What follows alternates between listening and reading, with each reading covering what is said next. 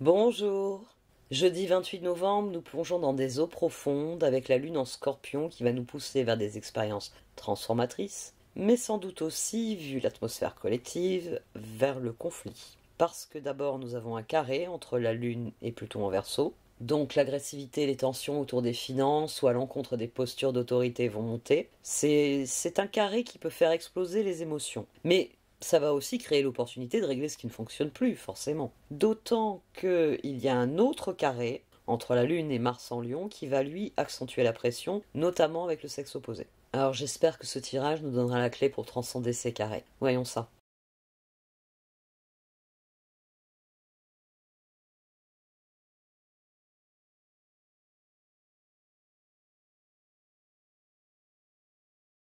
Voici donc le tirage sur le jeudi 28 novembre.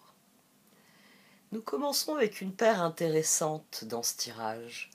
Le 8 de coupe et le 5 d'épée. Je dis que c'est une paire intéressante parce que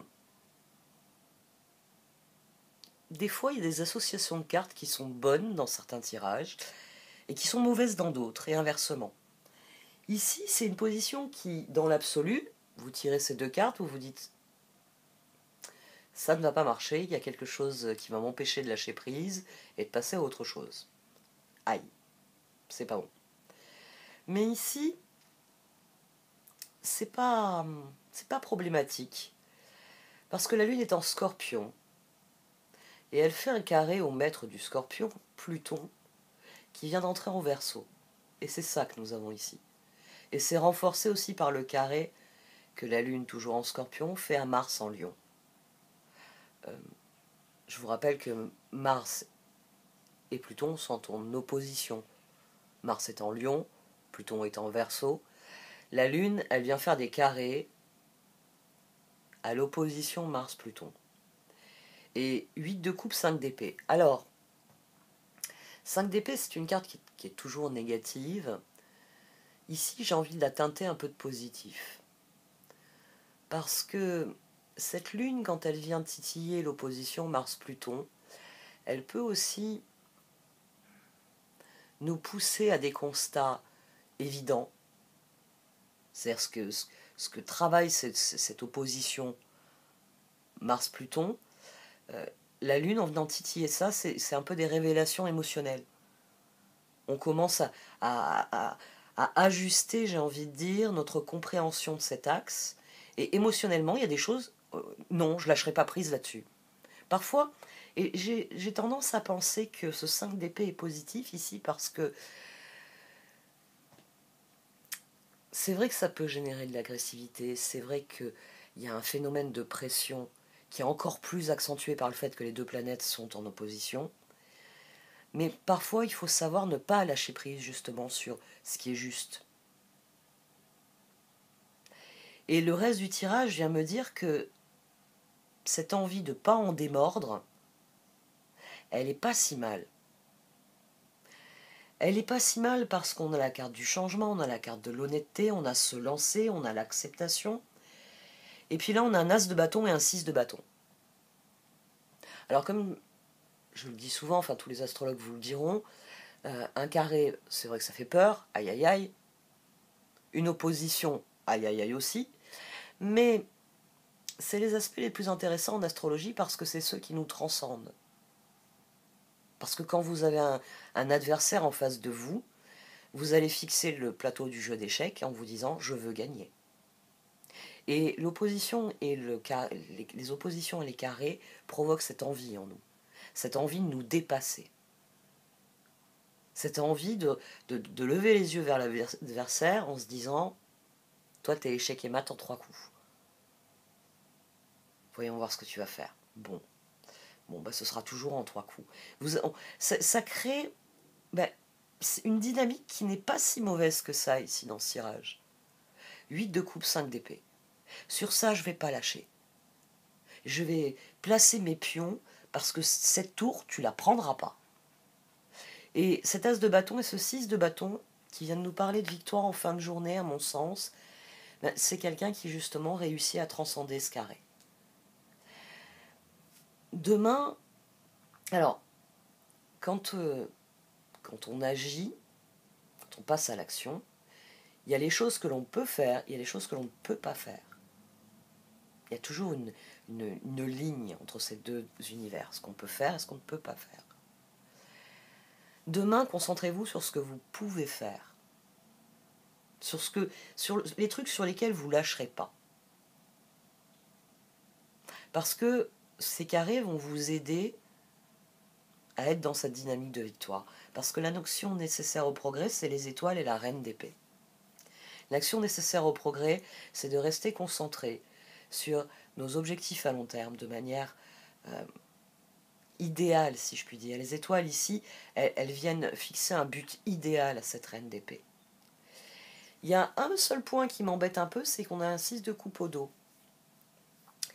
Donc, Lune Scorpion carré à Pluton en Verseau, il peut y avoir de l'agressivité dans l'air. Et puis en plus, comme Mars donne, étant carré avec cette même lune et étant en opposition avec Pluton, on peut même avoir quelqu'un qui est très content de provoquer des engueulades. Donc, soyez attentifs à vos relations aux autres. Et c'est là que l'honnêteté peut aider. Demain, il y a quelque chose à accepter. Il y a des choses que vous pouvez faire, il y a des choses que vous ne pouvez pas faire. Concentrez-vous sur ce qui est réellement important à vos yeux, sur ce qui a réellement du sens pour vous et qui vous emmène quelque part. Acceptez ce que vous ne pouvez pas changer. Lancez-vous sur ce que vous pouvez améliorer, sur le changement que vous pouvez provoquer. Et soyez honnête avec les autres. Honnête ne veut pas dire agressif. Mais vous pouvez aussi... là, il y a plein de mécanismes. C'est le problème avec le 6 de coupe, finalement. Parce que j'allais enchaîner sur quelque chose et je réalise que non. Parfois, on est à la grande table de la vie et on a décidé de faire quelque chose. C'est quelque chose d'important pour nous, c'est quelque chose qui a du sens pour nous, c'est quelque chose qui nous motive, bref, c'est nos étoiles. Et il arrive qu'on soit parfaitement honnête. Cet après-midi, j'ai envie de faire ça. Et que tout le monde se mette à hurler autour de vous. Non mais ça va pas la tête, t'as vu le temps qu'il fait. Non mais ça va pas la tête. Oh, ça va nous embarquer pour une balade de 3 heures, on a dit une petite balade digestive. Vous voyez, on peut avoir, à la table de la vie, il va y avoir plein de raisons qui vont sortir pour vous expliquer pourquoi vous visez trop haut, les étoiles. Non mais vous êtes timbrés, vous.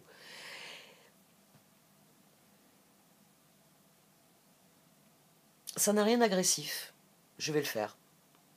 Point, stop. Et vous allez le faire. Et s'il y a des personnes qui vous reprochent de les prendre de court, d'être agressifs, ah, tu veux faire des choses, tu nous balances ça. Je ne vous balance pas, je vous dis voilà, à la fin du repas, je me lève et je vais faire ça.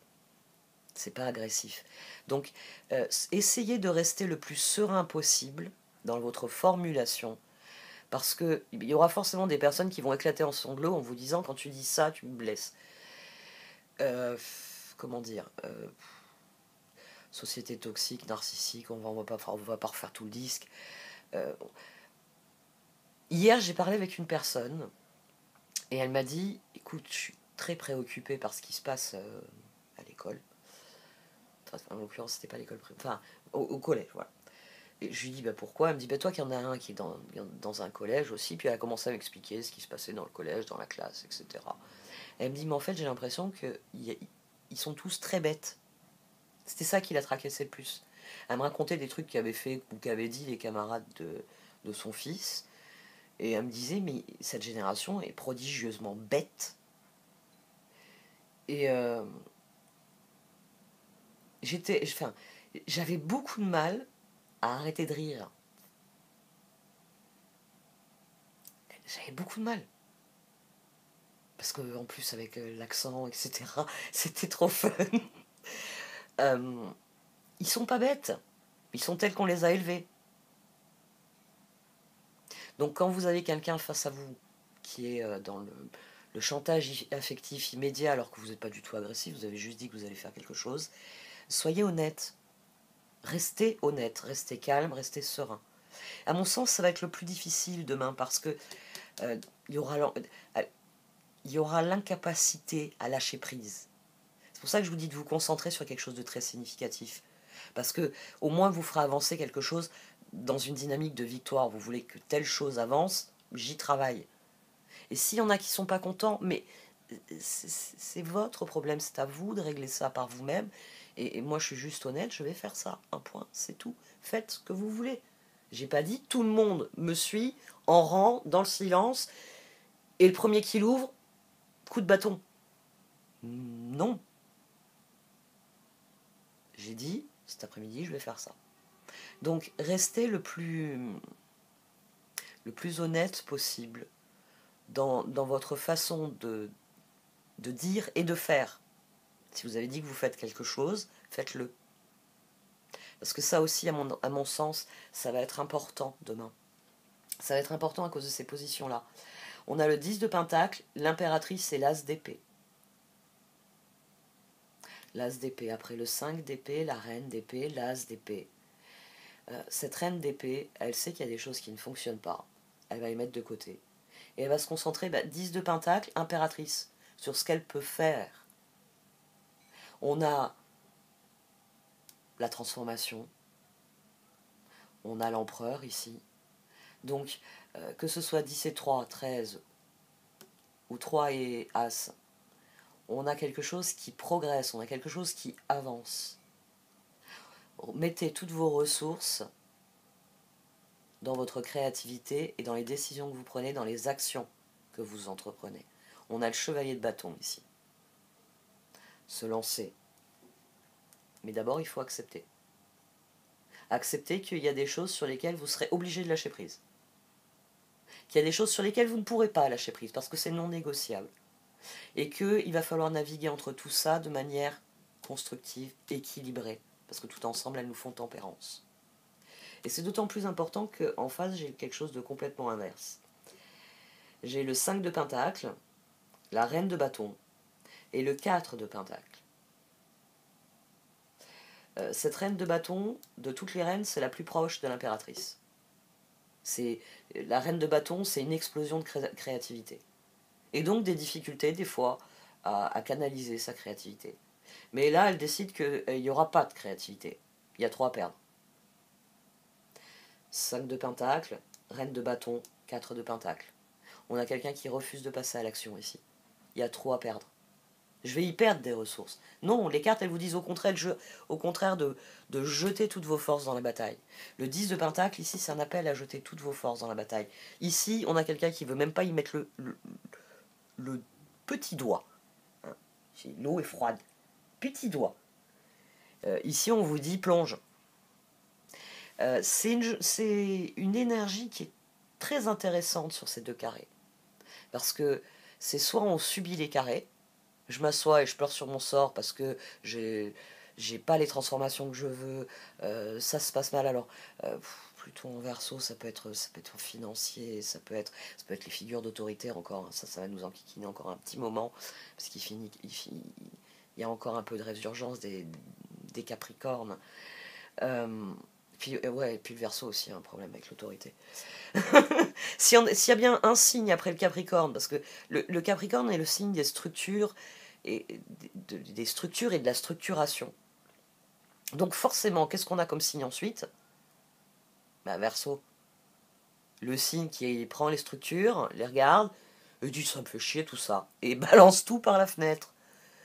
C'est le propre du Verseau. On passe à autre chose. Table rase. Le Verseau, il veut innover. Donc il va pas garder la vieille machine. Il a regardé comment elle était faite. Parfois il l'a démontée.